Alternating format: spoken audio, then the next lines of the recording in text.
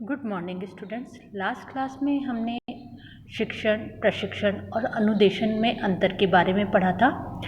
आज हम phases of teaching, शिक्षण की अवस्थाएं क्या होती हैं ये देखेंगे।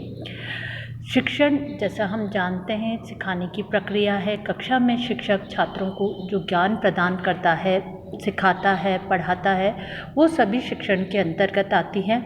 शिक्षण में शिक्षक विभिन्न क्रियाएं करता है। इन क्रियाओं का विशेष महत्व होता है क्योंकि ये शिक्षण क्रियाएं ही छात्रों को सीखने में सहायता प्रदान करती हैं।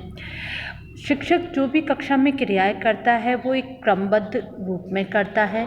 उनकी एक क्रमबद्धता होती है। जो क्रियाएं हैं इनको अवस्थाओं के रूप में 3 अवस्थाओं में बांटा गया है।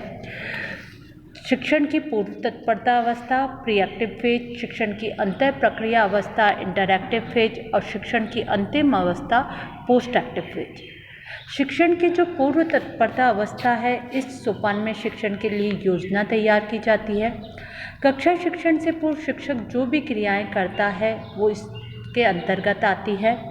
इसमें शिक्षक कक्षा में जाने से पूर्व क्या उसको पढ़ाना है, उनके उद्देश्य निर्धारित करता है, क्या पढ़ाना है वो निर्धारित करता है, प्रेजेंटेशन का उसका तरीका क्या होगा, प्रस्तुतिकरण कैसे करेगा वो निर्धारित करता है, शिक्षण की क्या उसकी प्रविधियाँ होंगी, टेक्निक्स होंगी, कौन कौन सी वो युक्तियाँ काम में लेगा, इन सबको निर्धारित करता है।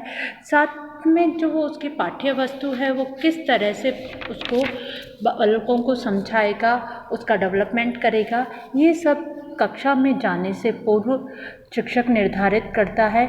ये सारी क्रियाएं प्री एक्टिव फेज के अंतर्गत आती हैं। सेकंड आती है शिक्षण की अंतर प्रक्रिया अवस्था। जब शिक्षक कक्षा में शिक्षण कार्य करता है तो जो भी क्रियाएं वो करता है कक्षा में प्रवेश करने पर, वो सारी क्रियाएं अंतर प्रक्रिया अवस्था, इंटरएक्टिव फेज के अंतर्गत आती है। इसके अंतर्गत शिक्षक विभिन्न क्रियाएं करता है। जैसे कक्षा में जाने के बाद पहले वो छात्रों को देखता है, कक्षा का आकार क्या है, छात्रों की क्या समस्या है, छात्रों के अगर कोई प्रश्न है तो उनको सुनता है, उनसे प्रश्न पूछता है, उनके उत्तर सुनता है और प्रश्नों के उत्तर भी देता है, उनको समझाता है, आवश्यकता अनुसार उनको निर्देश देता है और व्याख्या, अपने जो टॉपिक है उसकी व्याख्या करता है। ये सारी क्रियाएं इंटरएक्टिव फेज, अंतर प्रक्रिया अवस्था के अंतर्गत आती हैं। लास्ट में होती है शिक्षण की अंतिम अवस्था, पोस्ट एक्टिव फेज। ये जो शिक्षण की अवस्था है ये मूल्यांकन से संबंधित होती है क्योंकि बिना मूल्यांकन के, इवैल्यूएशन के शिक्षण कार्य पूर्ण नहीं होता। इसमें शिक्षण की वे सभी क्रियाएं शामिल की जाती हैं जो छात्रों को उन्होंने कितना सीखा है उसके मूल्यांकन और उन उद्देश्यों की प्राप्ति शिक्षक को कहाँ तक हुई है इसके संबंध में निर्णय लेती हैं। शिक्षण के अंत में छात्रों के व्यवहार परिवर्तन का मापन किया जाता है। इसके लिए शिक्षक छात्रों ने कितना सीखा है, छात्रों से कुछ प्रश्न पूछता है। ये प्रश्न मौखिक भी हो सकते हैं, लिखित भी हो सकते हैं।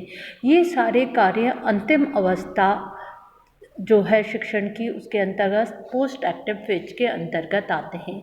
इस प्रकार जो शिक्षण की अवस्थाएं हैं उनको 3 भागों में बांटा गया है, जिसके अंतर्गत शिक्षक विभिन्न क्रियाएं करता है। कुछ कक्षा में जाने से पूर्व करता है, कुछ कक्षा में जाने के पश्चात करता है और कुछ बाद में अंत में करता है मूल्यांकन हेतु।